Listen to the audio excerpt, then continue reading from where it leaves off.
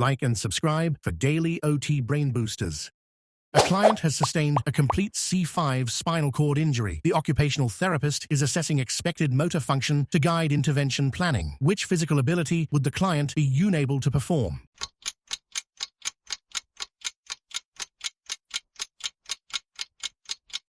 B. Extend the wrists. Context: wrist extension begins at C6. Therefore, the client would be unable to extend the wrists.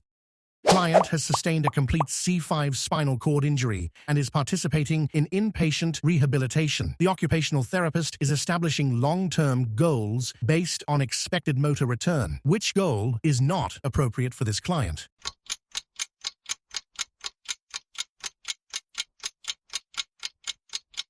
C. Client will independently perform bed mobility and level surface transfers using a sliding board within 4 weeks. Context: a complete C5 injury allows elbow flexion but not wrist extension. Independent bed mobility and transfers require wrist extension, which begins at C6.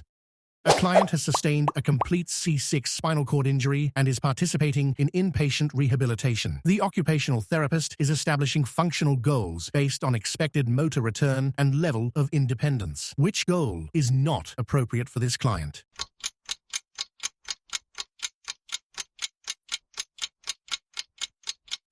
A. Client will independently complete bowel and bladder management using adaptive equipment while seated on a commode within 6 weeks. Context: independent bowel and bladder management typically requires C7 level hand function.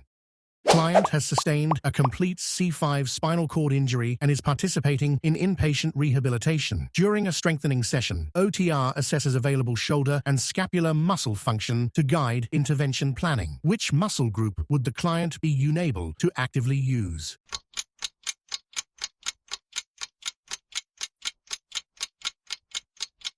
A. Latissimus dorsi. Context: the latissimus dorsi is primarily innervated by C6 to C8 via the thoracodorsal nerve and would not be functional in a complete C5 injury.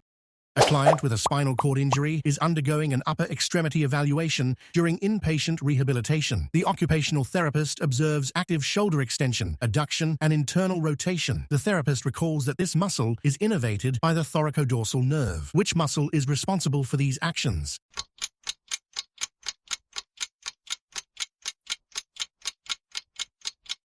B. Latissimus dorsi. Like, comment, and share. Learned something or nailed it? Follow us to stay OT sharp. You got this.